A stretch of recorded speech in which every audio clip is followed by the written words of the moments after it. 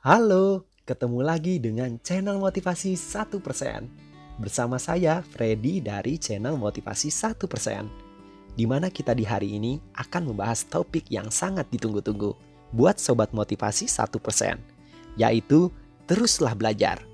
Sobat Motivasi 1%, tahukah bahwa pada saat kita mulai berhenti belajar, maka kita juga secara tidak langsung menutup segala kemungkinan yang terbaik yang diberikan alam semesta ini kepada diri kita.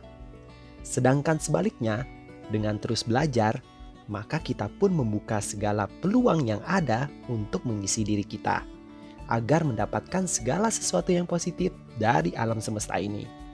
Namun dengan mendengarkan cerita ini, semoga Sobat Motivasi 1% bisa memaknai dari arti belajar yang sesungguhnya.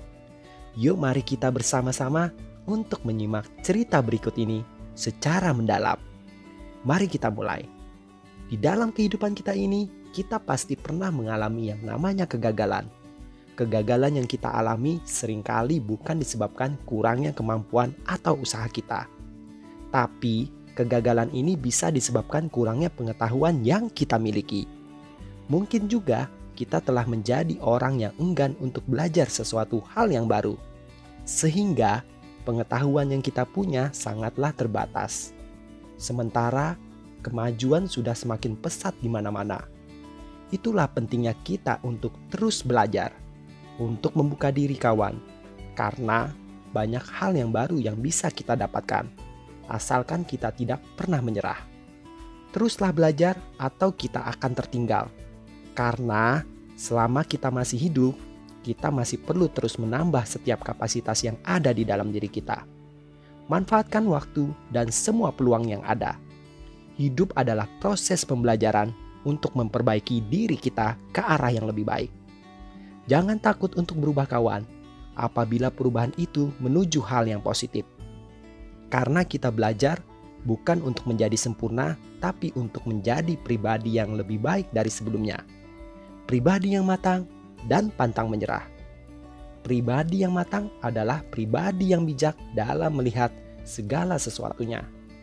Sedangkan pribadi yang pantang menyerah adalah pribadi yang mempunyai mental positif dalam menjalani aktivitas sehari-harinya.